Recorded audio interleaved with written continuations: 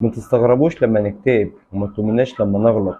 مش مطلوب مننا ان احنا طول الوقت نفضل في احسن حالاتنا، بنضحك ونهزر ونسامح ونعدي وننسى. فما فيش حد فينا مثالي، ممكن نتضايق ونتعصب ونسكت ونميل احيانا للسكوت والحزن، فممكن نجرح زي ما بنتجرح وممكن نوجع زي ما بنتوجع. فعادي يعني، ما فيناش ملاك ومحدش فينا نازل من السماء. لكل واحد طاقة ولكل فعل رد فعل.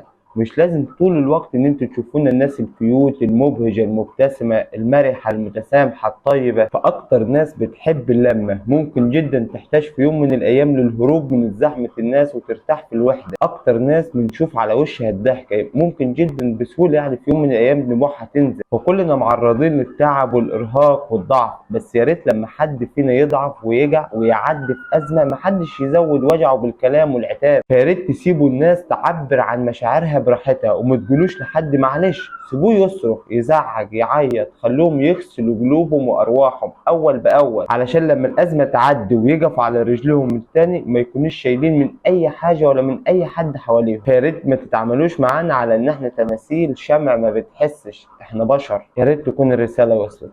سلام.